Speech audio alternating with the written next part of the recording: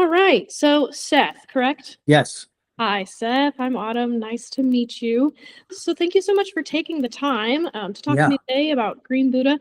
You guys are performing on July 12th, and we're super excited. So, tell me a little bit about Green Buddha. What kind of music do you guys play for folks who don't know? Yeah.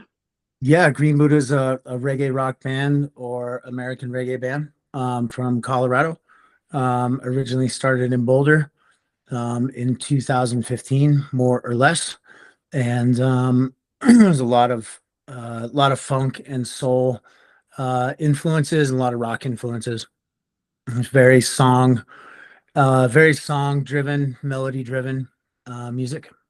And you said you guys were established, you guys started in 2015. So how many shows do you think you guys have done? And what's probably either your favorite or the most unique venue you guys have ever played in? I should know how many shows we've played. Hundreds. I don't know. Yeah, started in 2015. Actually, it was a side project at the time.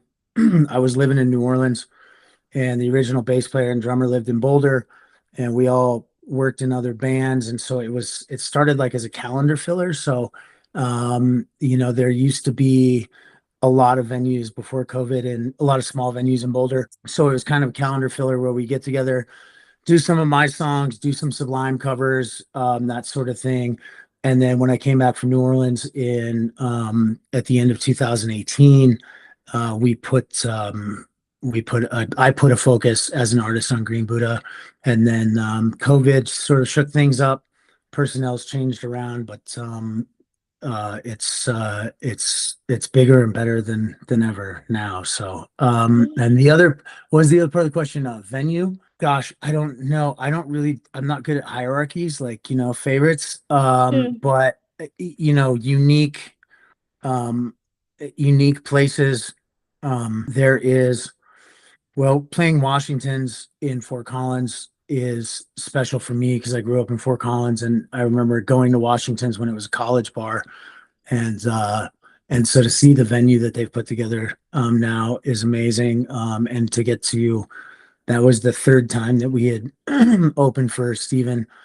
So yeah, but then there's unique places that I hold special in my heart. The Maple Leaf in New Orleans. There's a show we do every year in California, in Nevada City, California, called the Crazy Horse, which is an old historic building. So yeah, and then lots of opportunities at outdoor festivals. So yeah, I tend to forget the forgettable venues and remember That's the fair. nice That ones. is so fair. Yeah. Now you said, what'd you say? The Washingtons in Fort Collins? Is that what you said? Yeah, Washington's and Fort Collins. Washingtons. Okay. Awesome. I've actually never been to Fort Collins, but I'm actually going this summer, and so I'll have to check it out while I'm there. Okay. Heck Yeah. yeah. I mean, yeah, the Washington's amazing. Boulder Theater is an amazing venue to play. The Fox Theater in Boulder. Cervantes is a special place in my heart, also for a lot of reasons. In Denver, it's one of our favorites, and we've played we've played some weird stuff over the years out there. So Nice. Heck yeah. No, that's awesome. Very cool. Alrighty. Let's see. Okay. So I was looking at your guys' most recent releases and talked a little bit in our email conversation about Barley in the Silo, and I listened to it and jokingly was like, I wonder if you uh-huh. wrote this about the silos, because it talks about barley and silos in a 7-year drought, which it seems like the valley's been in a 10+ year drought. And so, but you Right. actually told me a little bit about the backstory about that song. So I was wondering if you could share a little bit more about that. Yeah. Yeah. So growing up in Fort Collins, and my dad's a musician and songwriter. Growing up in Fort Collins in the late 80s, a band came to Fort Collins from New Orleans called the Subdudes. And my dad ended up becoming like best friends with them, songwriting partners. So they're like the Subdudes are like family to me. And I borrow songs from my dad and from the Subdudes pretty frequently, or ideas. And Barley in the Silo was a Subdued song of sort of an obscure record that was almost like a, I guess, rock opera or musical, for lack of a better term, where the whole record was like a story about a soldier in the Civil War. And before he goes off to war, he falls in love with a young girl in town, goes off to war, comes back. She's been waiting for him. He tells her that he's fallen in love with another. She murders him. The town ends up basically lynching this hobo that isn't guilty of the crime. And Barley in the Silo is the hobo's story. So he's telling it from a boxcar on a train that's rolling past the farm right before he's accused of the murder and dies, kind of in the story. So that's a whole rabbit hole. But the main hook of that, once upon a time, you and I, we had it all. We had the barley and the silo and the sweet corn growing tall. I think that, like so many things, that is the gift of music, is that it speaks to each of us that hears it differently in our own way based on our own experience. You're talking about the valley and the drought down there, and so that's a wonderful thing about music, is the artist may have one sort of cinematic vision in mind of the story, but how we hear it as a listener can mean so many things to so many people. Yeah.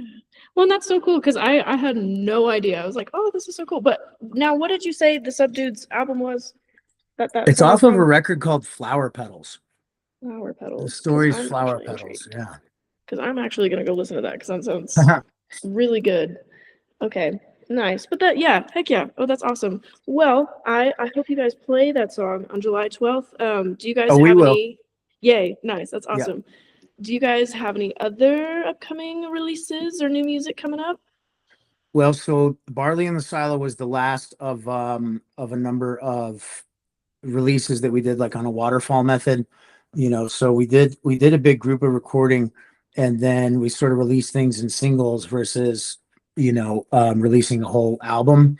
Yeah. And the whole album will come out here in the next, let's see, before we come see you guys. We'll release it back on digital as a whole album, and looking to do some presses, although I don't know if those will be done in time for that tour in July. But yeah, so I actually just got back from the studio just now, a creative session with the boys, working on, we've got 14 new songs to track, that we'll start tracking in the next month or so here. And I think you could see new releases, first one hopefully by July. So Oh, oh, that's exciting. yeah, it's fun. It's fun to do the new stuff. Yeah. Oh, heck yeah. Well, we'll definitely be on the lookout. That's exciting. Very nice. So you guys have played with folks like the Wailers, Stephen Marley, Iration, which is so cool. Heck yeah. What other groups do you guys hope to play with, collaborate with, anything in the future? It's the music industry is such a very small world, really. And super blessed to have played with, Bob Marley's second oldest son, on a number of occasions. Obviously the Wailers legacy. We've played, we've played with Fortune Youth, Article Sound System, to all kinds of people, whether those are at festival bills or at a show. So I'm looking forward to some collaborations that I can't really talk about, but That's fair. it would be, we got plotting and scheming some stuff here. Would really like to, the wish list would like to do a collab with my friend S.A. Martinez from 311, Charlie Tuna from Jurassic 5, as well as some sort of lateral or industry peers that are also club level bands. The last show of our run, when we're coming to see you, we're doing a show with a band called Beasts of No Nation from Denver, which is Afrobeat, funk, hip hop band with the horn section, that sort of thing. And so we're always trying to sort of do everything different than what everybody else is doing. We try not to sort of chase whatever the carrot is, or whatever the market or the industry powers tell you is the next Facebook or TikTok or whatever, because As that's you usually should. coming from people that are not actually, musicians. And so we try to do things our way. And I think there's a lot of opportunity to collaborate with a lot of artists, especially in Colorado right now, is a really thriving scene at that club level that there's a lot of great sort of emerging or undiscovered talent out there that we're looking forward to mixing it up and breaking down boundaries and silos within genres, Yeah. doing some Afrobeat stuff, collaborating with some hip hop artists, that sort of thing. So, Heck yeah. Oh, that's so awesome. I feel like, especially with how the music industry is today, like you kind of have to think outside of the box a little bit and be willing to collaborate. Because mhm, I know there's a lot of amazing bands just here in the Valley alone, and it's mhm. hard getting your name out there, and it's hard not just feeding the TikTok monster, and just making clips and Yeah. And and it's part of it, I think, is attrition. Like you don't stop. You don't ever stop. And you stay true to yourself and when when you develop as an artist and truly get to a point where you feel comfortable with who you are as an artist and owning that, and it's really just staying true to that and not paying attention to the noise, because as songwriters, as creatives, we are I truly believe that like we are antennas, right? Like I'm an antenna. the the music that I share that comes through me is a gift from on high, and I'm just yeah, an antenna that's here to deliver it, and I'm not attached to the result, right? Like my purpose and my path is to show up for the gift that I've been given, and it will be what it is um in capitalist marketing society. And I think and that sort of goes to the roots of what Green Buddha is about. It's a reference to the selfless path. It's a reference to the vibration, the energetic exchange that I've said many times that as a listener myself, if I'm listening to an artist that has a song that you jump out of your shoes dancing, or you can't not cry, or you jumping out of your shoes dancing and crying, or whatever it is, just like, oh yeah, my God, because it resonates so much, right? Like it, if even one person out there listening to my music has that experience with what I've been blessed with, then how blessed am I? What a beautiful thing to be to be given. Oh, that's such a beautiful answer. I love that antenna analogy because I feel like Hmm. that's so true. Like, even if it just, like you said, if it just blesses one person, then you've kind of just done your Hmm. job as a musician. So, Yeah, I think the antenna reference I think I got from um I think I might have got from oh God, Rick Rubin, oh a book of yeah, Rick Rubin's. But John Lennon, Bob Marley, Bob Dylan, so many famous artists over the years have sort of said that same sort of thing, like somebody asked Bob, there's an interview and they ask him about thing, and Bob says, Jah gave me all them songs anyway. So it's like the creator is yeah. giving us the music, and our purpose is to share it. So I try not to get wrapped up in whatever's coming after Facebook and TikTok and Instagram and Spotify, and Yep. you know Yep. Oh, it's hard. It's so hard these days. I get it, but yeah, no, that's beautiful. one, it robs your creative spark. Is it our jobs as artists is to work on the art, work on the show, make sure that we're delivering the best possible show that we can for all the people involved there, the people that are paying the money to be there, the Mhm. people, all the people behind the scenes that make a show happen. Everybody focuses on the artist, but there's the sound company, the sound techs, the roadies, the people, there's security people, the vendors, all the people in the office, marketing, the people at the promotion, like all that, it's a huge army and a ton of work to put on a 90-minute show. Yeah. It's a lot. So, Oh yeah. Yeah, it definitely takes a village, and I feel like a lot of people don't really understand. Like they see the performance, they see the mhm, concert, and then they go home, but they don't understand all the working pieces that are working in the back.